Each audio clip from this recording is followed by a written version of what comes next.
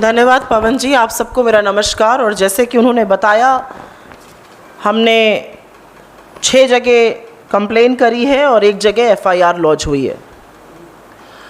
ऐसा करने पर हमारे समर्थक, हम विपक्ष क्यों मजबूर हो रहा है, आज सवाल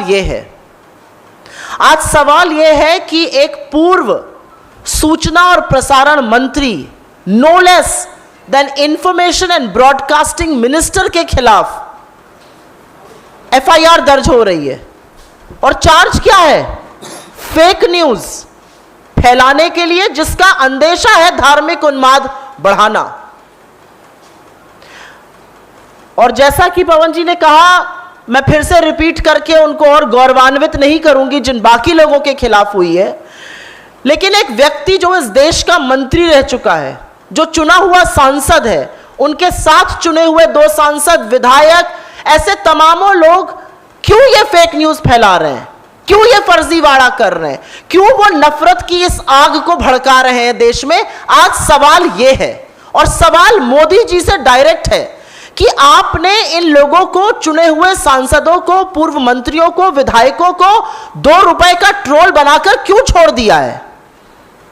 एक सत्य यह है कि उनके पास कुछ काम करने को नहीं है, होता सब पीएमओ से है तो बेचारे खाली बैठकर क्या करें।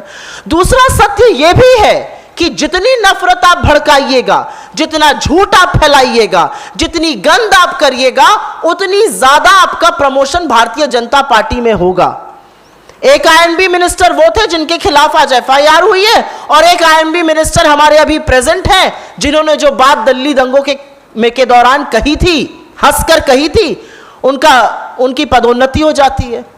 तो आज सवाल यह है कि सोशल मीडिया का जो यूज हो रहा है, हाँ उन्होंने अपनी ट्वीट डिलीट करी, हाँ ट्विटर ने उसको सर्कल करके कहा कि ये आउट ऑफ कॉन्टेक्स्ट मीडिया है, उसको दिखाया कि ये गलत दिखा रहे हैं, लेकिन डैमेज हो चुका है। और अब मैं एक तथ्यात्मक बात आपके सामने जरूर रखना चाहती हूं। सोशल मीडिया पे फेक न्यूज फैलाना, सोशल मीडिया पे फर्जीवाड़ा करना एक बात है, लेकिन सोशल मीडिया का इस्तेमाल अगर आप आतंकियों के साथ मिलकर करिएगा तो वो बर्दाश्त नहीं किया जाएगा। इतना सेंसिटिव माहौल है आज देश का, इतना धर्मांधता के चलते क्या हो रहा है देश में हम सब देख रहे हैं, और आपकी हिम्मत होती है कि आप विपक्ष के प्रमुख नेता राहुल गांधी जी का नाम उसके साथ जोड़कर उनके खिलाफ एक फर्जी वीडियो ट्वीट करेंगे। आप चुने हुए सांसद हैं, आप मंत्री रह चुके हैं। Apart from the fall for grace, this is a conspiracy. आप एक बहुत बड़ी साजिश का हिस्सा हैं, क्योंकि आपने ट्वीट तो डिलीट कर दिया, लेकिन जो व्हाट्सएप पे आपके मैसेजेस है वो अभी भी चल रहे हैं उस फर्जीवाड़ा के खिलाफ। तो कहीं ना कहीं आप धर्मांधता की आग को, उन्माद की आग को भड़का तो रहे ही हैं, आप राहुल गांधी जी का नाम उसके साथ जोड़ रहे हैं।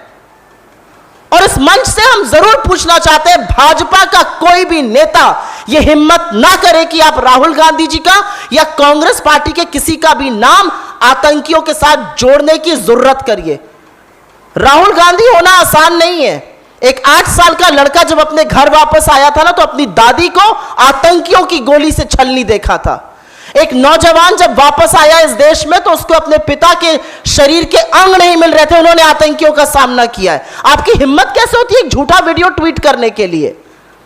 और मुझे ऐसा लगता है कि चुने हुए प्रतिनिधियों की जिम्मेदारी ज्यादा है सत्य दिखाने की, झूठ का पर्दाफाश करने की, आतंकियों के खिलाफ हमला बोलने की, देश का माहौल ठीक करने की। लेकिन जब चुने हुए प्रधानमंत्री कल तेलंगाना में बड़ी रैली करते हैं, 28 मिनट 21 सेकंड जबानी जमा खर्च करते हैं और इस देश में शांति के लिए 2 शब्द नहीं बोल पाते हैं, उसका नतीजा है कि उनके लोग, उसका नतीजा है कि आज चुने हुए सांसद, चुने हुए विधायकों को लगता है कि जितना झूठ फैलाओगे, जितनी धर्मांधता फैलाओगे, जितनी नफरत भड़काओगे, उतना आपका प्रमोशन होगा।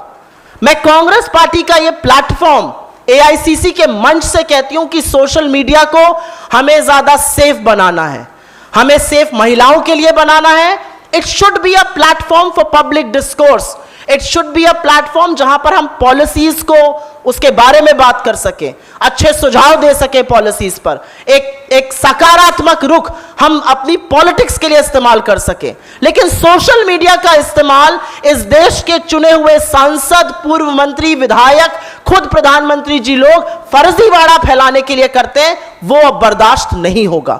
और उसी का नतीजा है कि हम न्याय संगत जो कानूनी कार्रवाई होगी उसकी जरूर बात करेंगे, क्योंकि यह सच है कि झूठ एक चैनल ने दिखाया, उस चैनल ने झूठ को हटाया, उसके खिलाफ जरूर कार्रवाई होगी। लेकिन उसको एम्पलीफाई करने का, उस झूठ को हवा देने का काम तो भाजपा के खुद के लोग कर रहे हैं और इनको जरा सी भी शर्म नहीं आती है। आज अपील होनी चाहिए, आपके जो नेता प्रतिपक्ष हैं वो बैठकर अशोक गहलोत जी की सर्वदलीय बैठक में उसकी भर्त्सना करते हैं, अपना सहयोग बताते हैं, प्रशंसा करते हैं अशोक गहलोत की सरकार ने कैसे एक्शन लिया। और अगर आप मुझसे पूछिए तो राजस्थान ने एक गोधरा होने से बचा लिया जो मोदी जी 2002 में नहीं बचा पाए थे।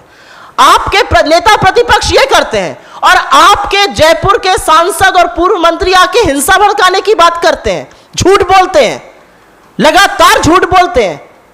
आशय क्या है?